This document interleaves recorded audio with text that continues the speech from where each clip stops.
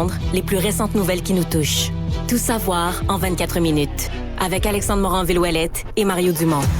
En manchette dans cet épisode, c'est la rentrée parlementaire à Québec. Le ministre Bernard Drainville exige le maintien des toilettes non mixtes. Pendant ce temps, Paul Saint-Pierre Plamondon, le chef du Parti québécois, demande une commission parlementaire sur les questions d'identité de genre. Le commissaire à l'éthique blanchit Simon Jolin Barrette. Marois Risky ferme la porte à la chefferie du Parti libéral du Québec. Et les républicains aux États-Unis lancent une enquête en destitution contre Joe Biden. Tout savoir en 24 minutes. Tout savoir en 24 minutes. Bienvenue à Tout savoir en 24 minutes. Bonjour, Mario. Bonjour. On dit que c'est compliqué de dire Paul Saint-Pierre Plamondon rapidement quand on nomme un sujet. C'est beaucoup de syllabes. Beaucoup de P aussi. Oui, exactement. C'est la rentrée parlementaire à Québec, Mario. Aujourd'hui, on a eu droit à toutes sortes d'actualités, toutes sortes de nouvelles qui sont ressorties de l'étude de différents projets de loi qui a commencé aujourd'hui, d'accrochements aussi en chambre. Hein. Il y a eu des petits accrochages, des petits accros, mais rien à signaler qu'on n'a jamais vu dans le passé. Non, rien d'extraordinaire, mais quand même. Le premier vote électronique. Le premier vote électronique. Il n'y a pas eu de bug, Marie. Jusqu'à date, tout le monde a appuyé sur son bouton, personne ne s'est trompé. Tout s'est bien déroulé de ce côté-là. Ce que j'ai trouvé comique, c'est que c'est vraiment... C'est comme une machine avec des chiffres dessus. T'as l'impression que c'est vraiment une adaptation technologique. On n'a pas fabriqué ou on n'a pas vraiment de machine. L'as-tu vu, la machine? Non, je l'ai pas. Je l'ai vu sur les réseaux sociaux. Il y a des députés qui l'ont montré, là, les photos. Tu sais, c'est comme si c'était un clavier, là, comme un clavier un clavier de téléphone, là, des chiffres de 1, 2, 3, 4, 5, 6, 7, 8, 9, puis rangé d'en bas avec un 0 au milieu, puis 2, c'est... Puis c'est comme si 1, c'est pour, 2, c'est contre. OK, ils n'ont pas fabriqué quelque chose sur mesure, un gros bouton vert, un gros clavier bouton tu vois, qui pourrait servir qui a été acheté d'une compagnie, qui pourrait servir dans le commerce et qui pourrait servir à d'autres choses. Mais que là, dans ce cas-ci, tu comptes les 1, tu comptes les 2, tu comptes les 3, là, pour, contre, abstention. Ça fait un job parce qu'ils ont ils ont superposé, ils ont rajouté un collant dessus, là, sur pour, contre. Mais, écoute, je vais pas être méchant, là, mais ça fait... Encore pic-pic? Un petit peu. Ça fait un petit peu arranger maison. C'est sûr que quand t'es dans un bâtiment aussi ancien quand même que l'Assemblée nationale, des fois, je pense qu'il faut s'adapter. Puis là, ils vont tout moderniser. Peut-être qu'ils vont arriver, c'est ça. Ils vont tout changer, tout moderniser la salle. Puis, il y a un côté où je me dis, comme contribuable, si on trouvait une solution plus économique, vais-je leur reprocher? Mais c'est ça, Mario, des petits claviers achetés au bureau en gros, en vrac. Pourquoi pas? Les sujets qui ont retenu l'attention, bien évidemment, aujourd'hui, 2 sujets d'identité de genre, tout premièrement, là, qui font, évidemment, toujours réagir, et le public et la classe politique. Le premier, celui des écoles qui convertissent des blocs sanitaires, donc des salles de bain, pour avoir des salles de bain mixtes. Là. C'est quelque chose, entre autres, là, qui est survenu à l'école secondaire d'Iberville, en Abitibi-Témiscamingue. On avait entendu cette décision-là. Eux, d'ici 2024-2025, pour la rentrée scolaire, veulent avoir des toilettes sur les 3 étages au complet qui soient mixtes. Et le ministre de l'Éducation, Bernard Drainville, lui a tranché aujourd'hui. Il y interdit aux écoles secondaires d'effectuer des travaux comme ceux-là. Lui propose un compromis qu'il juge, bien évidemment, très raisonnable, parce que c'est lui qui le propose, d'accommoder les personnes non-binaires avec des toilettes individuelles fermées qui existeraient quelque part, là, à un endroit, par exemple, dans l'école. Déjà, dans les écoles, là, à mon souvenir, me semble, une toilette pour, par exemple, les personnes en mobilité réduite qui existe déjà. Il a répondu là, que sa décision serait complètement ferme par rapport à tout ça. Cité, entre autres, l'exemple, je verrais des jeunes filles, là, des jeunes femmes qui commencent à avoir leur première menstruation, par exemple, qui doivent partager ça avec d'autres petits gars dans la salle de bain. Ça peut créer toutes sortes de malaises. À mon avis, en nombre, tu sais, c'est toujours, à un moment donné, tu gères des grands nombres. Tu gères des polyvalentes, des écoles. Mais à mon avis, en nombre, il y a plus de filles et de gars, hein, parce que souvent on dit les filles sont mal à l'aise, là, mais à 12, 13, 14 ans, les petits gars sont pas toujours à l'aise. Je comprends, tu te promènes pas tout nu dans la salle de bain, mais quand même... T'es pas capable de... Des fois, il y en a qui ont le pipi gêné, même quelqu'un est à côté de toi, l'urinoir, t'as de la misère à y aller. Une fille à côté. Fait que tout ça pour dire que je pense que moi, je suis tout à fait d'accord avec le ministre Drainville. Il fait la chose simple et raisonnable.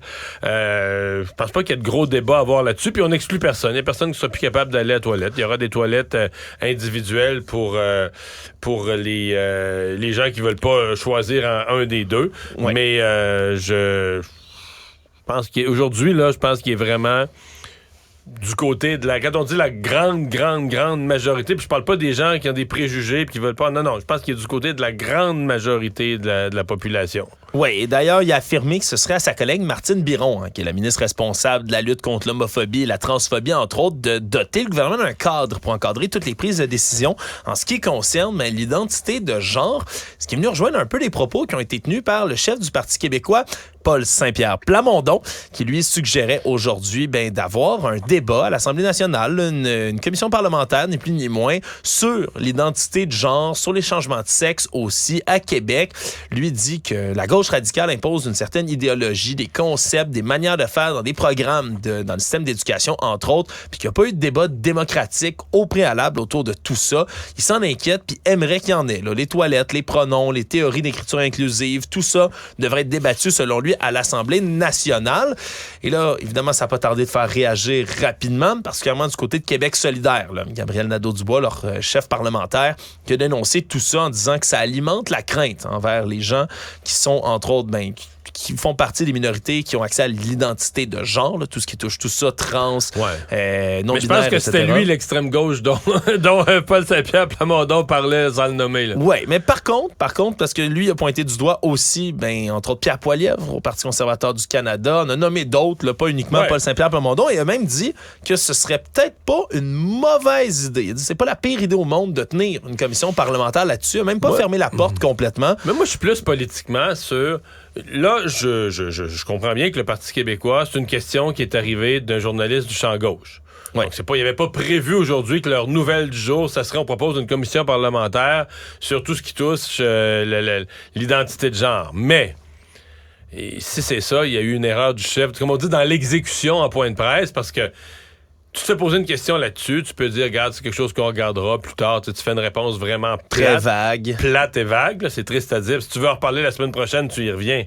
Mais là, aujourd'hui, en disant deux choses musclées, je propose une commission parlementaire. C'est wow! Tu proposes une commission parlementaire sur ce sujet très délicat. C'est une nouvelle. Et tu dis que toi, tu crains que les personnes d'extrême gauche se manipulent ce qui se passe dans les écoles. C'est une déclaration d'envergure. Donc, la somme de ces deux affirmations-là, une affirmation musclée, une proposition musclée, ça devient première nouvelle. Là. Ça devient un des premiers débats politiques du jour. Et je suis pas sûr que c'est ce que le PQ a voulu. Je suis pas certain que c'est le sujet sur lequel le Parti québécois aujourd'hui voulait intervenir. Puis c'est pas leur priorité ou c'est pas aussi non, de l'avant. Puis surtout pas 2-3 jours après que les conservateurs ont joué là-dedans, où ça les identifie un peu ce qui s'est passé chez les conservateurs. Alors moi, je pense qu'il y a eu aujourd'hui erreur politique au PQ. Toujours en politique québécoise, on a appris en même temps, ça tombait avec la rentrée parlementaire, que le rapport d'enquête de la commissaire Ariane Mignolet, donc la commissaire à l'éthique à l'Assemblée nationale, est tombé, donc son rapport sur le ministre Simon-Jolin Barrette, et elle le blanchit finalement, disant qu'il n'a pas commis de manquement du tout en nommant un ami au poste de juge de la Cour du Québec. On se souviendra de cette histoire-là. Charles-Olivier Gosselin, qui a été nommé au poste de juge de la Cour du Québec au printemps dernier. Le problème, c'est que M. Gosselin, c'est un ami de longue date du ministre Simon-Jolin Barrette. Il a même célébré son mariage.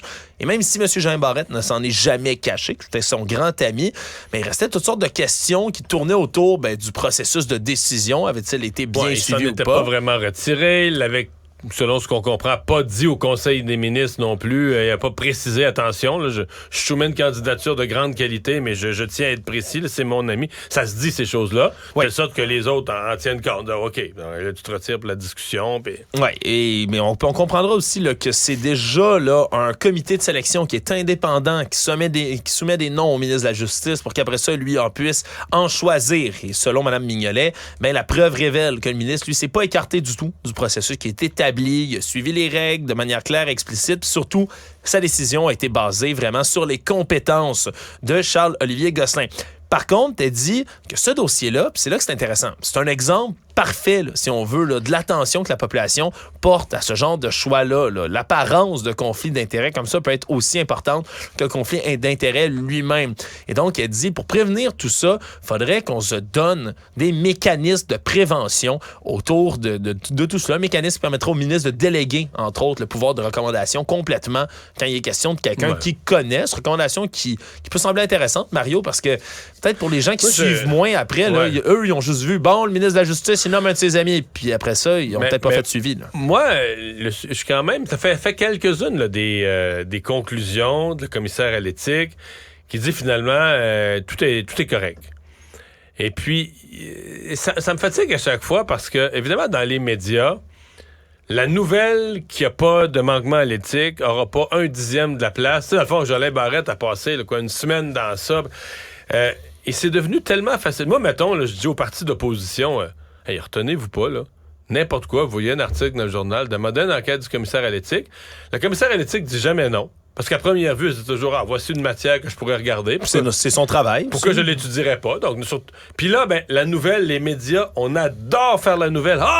Enquête de la commissaire à l'éthique sur tel ministre. Un ministre dans l'eau chaude. Puis là, 3 jours, puis là, la fin de semaine d'après, on réanalyse, puis on suranalyse ça. Puis là, après ça, 4 mois après, quand plus personne ne se souvient trop tôt de c'était quoi le sujet, on dit finalement, le commissaire à l'éthique sort son rapport, il n'y avait rien. C'est correct. Mais tu trouves-tu ça trop facile, lancer des enquêtes là-dessus? C'est ça. C'est ça, je trouve qu'il y a quelque chose... à la limite, là, il devrait avoir, de la part de la commissaire à l'éthique, je sais pas, un processus, minimalement, un peu comme un processus de 24-48 heures où tu dis, je vais regarder le dossier. J'étudie. Mais je l'étudie pas à fond. J'étudie est-ce qu'il y a matière à... Puis si elle dit non à ce moment-là, là, au moins, le parti d'opposition a l'air fou un peu, a l'air d'avoir demandé une enquête du commissaire à l'éthique pour rien. Mais à ma connaissance, c'est jamais arrivé, là. Chaque fois que demande d'enquête le commissaire à l'éthique, l'enquête a toujours lieu. Fait que t'as toujours cette nouvelle qu'un ministre est soumis à une enquête. Quel que soit le parti, je trouve qu'à terme, ça décrédibilise l'institution du commissaire à l'éthique. Ça devient un jeu. Tu dis, regarde, là, les partis d'opposition savent comment ça marche. Probablement qu'il ne sera pas blâmé, mais on va la demander, on va l'obtenir, on va avoir la grosse nouvelle qu'il y a une enquête du commissaire à l'éthique. On a déjà assez de misère à trouver du monde pour aller en politique. C'est le genre d'affaires que je me viens à me dire, là, on écœure tout le monde, là. Autre pavé dans la mort qui a été lancé par une autre entité aujourd'hui, Mario, à la rentrée parlementaire. C'est le Collège des médecins du Québec qui se présentait à l'ouverture des consultations sur le projet de loi 32, qui traite de la sécurisation culturelle dans les réseaux de la santé, particulièrement auprès des communautés autochtones au Québec. Et ils ont quand même pas été de main morte, Mario. Eux ont demandé littéralement à Québec de reconnaître l'intersectionnalité, le racisme systémique, en disant que c'est des mots avec lesquels le gouvernement est mal à l'aise, mais que c'est nécessaire de les reconnaître pour ensuite corriger la situation dans le réseau de la santé.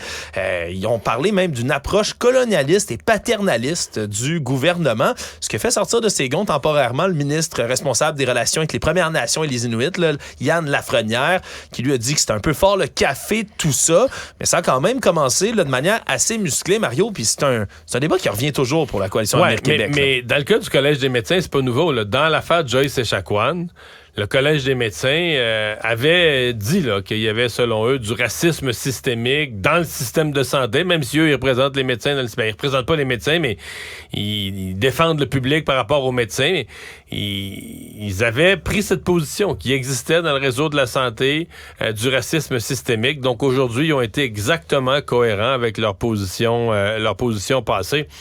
Mais ils n'ont pas lâché le morceau. Ils ont relevé, entre autres, que le terme « autochtone » s'écrivait dans le projet de loi partout avec un petit A et non pas un A majuscule, en disant mais là, vous diminuez les communautés autour de tout ça. M. Lafrenière s'est engagé à rectifier le tir, mais ils ont été très autochtone avec un grand A. Oui, ça a de l'air. Ça m'étonne parce que techniquement, t'écris le nom de chacune des nations.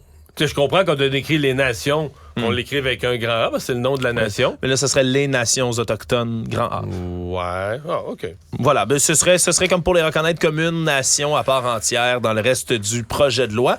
Ça peut être très pointilleux, parfois en commission parlementaire, Mario, tu le sais. Oui. Là, ça, c'est plus que pointilleux. Le A majuscule, là, c'est une coche en haut de pointilleux. Voilà. Donc, c'est un autre débat qui est relancé, mais c'est clair que pour la coalition Avenir Québec, Avenir Québec, Mario, toujours un espèce de débat de mots qui s'organise, que ce soit pour reconnaître la crise du logement, que ce soit pour reconnaître le racisme. Sur la question du racisme systémique, oublie ça, ils ne céderont jamais. Là. Ouais. Jamais. Là. Actualité. Tout savoir en 24 minutes. C'est toujours l'occasion de poser des questions aux politiciens en rentrée parlementaire. Oui. Mario, et une qui s'est fait cuisiner un peu par les journalistes, c'est la députée libérale Marois Rizki. Parce qu'en ce moment, on le sait, c'est un peu jouer à Où est Charlie en cherchant le nouveau chef du Parti libéral du Québec. Hein, la course à la chefferie qui ne vole pas. Mario ne prend pas son envol en ce moment. Déjà, les députés, là, le chef intérimaire Marc Tanguay qui a dit non. Monsef Déragi, André Fortin ont dit non également. Ça se profile mal dans ce côté-là. Et pour Marois Risky, est-ce que ce serait une option? Elle a avoué aujourd'hui, que lorsqu'on l'a questionné à ce sujet, que ça l'attirait, qu'elle se sentirait prête à faire ça, mais a fermé la porte complètement. Et qu'est-ce qu'elle a montré comme preuve en même temps? Photo de son bébé Gabriel et de son chien en disant, regardez, j'ai une famille en ce moment. Elle a même dit que d'avoir un autre bébé, donc une deuxième grossesse, c'est dans les cartons actuellement. La dernière fois, elle avait dit que c'était ça la priorité là, avant de se lancer dans une chefferie. Mais je sais pas combien de fois il va falloir qu'elle le dise, parce que comme il n'y a pas vraiment personne d'autre, les journalistes reviennent vers elle, ils reposent la question. Puis il y a des déçus qu'elle se lance pas, je pense. Oui, aussi. je pense aussi que les journalistes, c'est ça, entendent que dans le caucus, il y en a qui rêveraient de l'avoir. Pas tout le monde, hein? Non, elle fait pas l'unanimité. Non, elle fait pas l'unanimité. Mais là, elle l'a redit aujourd'hui, mais je serais pas surpris qu'on ait encore la manchette dans 2 semaines. Marois Risky ferme la porte, que ça revienne encore. Là, le problème, c'est qui cherche le plus, le chef du Parti libéral du Québec? Mario, le parti lui-même, les journalistes, la population, ça cherche partout. Il y a des gens dans le parti qui cherchent, mais là, elles cherchent, parce qu'à un moment donné, ils sont partis avec une liste de 10 noms. Là, on est rendu à 1, 2. Joël, les noms qui sont pas biffés sur la liste. Il reste Joël Lightbound, le député fédéral à Québec. Il n'a pas fermé la porte encore. Mais il s'est pas présenté dans Jean Talon. Non, parce que pour l'instant, là, le seul qui est en réflexion, c'est Frédéric Beauchemin, qui est le député de Marguerite Bourgeois. C'est le seul. Présentement, il est seul sur les rangs. Mais il est même pas sur les rangs, mais en tout cas, il est le seul à l'envisager sérieusement, qui est déjà dans le caucus. À partir de quel moment on commence à devenir vraiment paniqué en étant dans le caucus comme ça? À mon avis, on est passé ça depuis longtemps. Là. Oui. On est passé ça. Un cas a été rapporté aujourd'hui, Mario, une femme qui dénonce, en portant plainte d'ailleurs au CIUS, qui est affilié à la résidence de personnes âgées où son père se trouvait. Une histoire là, de cet homme de 78 ans, justement, Jean-Guy Dubé, père de Patricia Dubé, qui était dans sa RPA, résidence en soins intermédiaires à Saguenay, dans laquelle il résidait depuis quelques années. Puis il a trouvé la mort le 6 septembre dernier, dans des circonstances un peu étranges. Il mangeait un steak et se serait étouffé avec le morceau de viande. Mais on parle comme s'il avait coupé une longue lanière là, sur le long. Longueur d'un crayon, 2 pouces de large. C'est à peu près comme ça qu'on l'a décrit. Le médecin même qui aurait confirmé à Patricia Dubé, sa fille, que c'est la première fois qu'il voyait un étouffement comme ça, avec un morceau de steak comme beaucoup trop long, si gros. Puis là, elle se pose la question à savoir, là, son père avait des tremblements, de la difficulté à couper un aliment comme ça, une grosse pièce de steak. Est-ce qu'on n'aurait pas dû couper d'avance? Puis après ça, ou est-ce que c'est devant l'incapacité de couper qu'il s'est tanné et qu'il l'a mis et essayé de le mâcher au complet?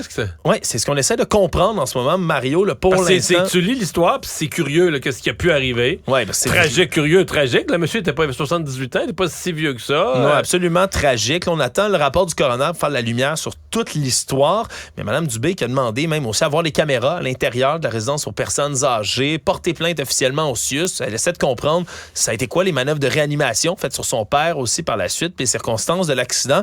Un cas un peu étrange, Mario. Là, qui mourir vient étouffé dans un établissement. S'il était seul dans sa maison, on dirait c'est le risque, c'est toujours plate d'être tu vis seul, personne ne peut t'aider en cas de détresse. Ouais. Mais dans un établissement, c'est spécial. Économie. Le magazine Protégez-vous s'est penché sur un énorme sondage, Mario, qui touche des répondants de 11 pays différents, là, au-dessus de 11 000 répondants, divisés entre l'Autriche, la Belgique, le Brésil, Slovénie, Thaïlande, Canada, et on en passe, sur les compagnies aériennes qui desservent, entre autres, les Canadiens. On a sondé 23 compagnies aériennes qui se rapportent dans ce sondage-là pour évaluer ponctualité, enregistrement, nourriture, confort, Mario. Puis on établit tout ça. Et qui se retrouve en 3e position parmi tous ces transporteurs-là? Bien, c'est Air Transat qui trône, là, taux de satisfaction 78%, donc qui obtient des très, très bons résultats. C'est toujours intéressant quand même de voir là, comment on a répondu, parce que Air Canada Rouge, Air Canada Sunwing sont à 69, 61 et 61% de satisfaction de chaque côté.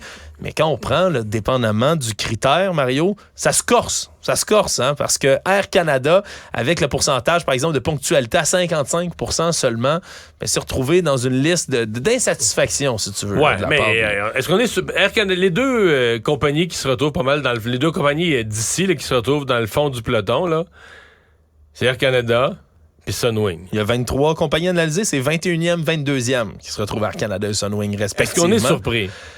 Ben, pas vraiment, non, mais Mario. juste à suivre l'actualité, des gens mal pris, des situations d'horreur. Ouais, puis on se dirait, peut-être qu'ils sont plus rapportés que les autres. Il pourrait toujours subsister un doute, Mario. Mais là, quand on a comme ça là, des consommateurs, puis pas juste des Canadiens qui suivent l'actualité d'Air Canada, non, tout des ça, gens de partout. 11 pays différents. C'est quand même frappant. Les compagnies du Moyen-Orient là, sont vraiment établies parmi les meilleures du monde. Les compagnies asiatiques aussi, remarque. Ouais. Emirates qui se trouve à 83% de satisfaction. Qatar Airways à 79% aussi, là, qui ont vraiment, là, qui obtiennent de très bons résultats. Air Transat est à égalité au troisième rang avec Swiss, qui ont 78% également. Puis après ça, il y a toujours des trucs qui me font sourire. Moi, la nourriture, par exemple, là, on rapporte, entre autres, puis c'est Qatar Airways puis Emirates, justement, qui ont vraiment là, la nourriture qui est la mieux cotée par la clientèle. Sunwing, c'est médiocre. Transat puis Air Canada, mauvaise note qu'on leur donne là, du côté de la nourriture. Donc, c'est toujours intéressant de savoir là, que pensent les gens là, dans le marché là, de l'aviation, des transports qu'ils vont utiliser. Mais de voir que Air Transat se classe bien quand même, ça, on peut être fier un tout petit peu. Le Monde.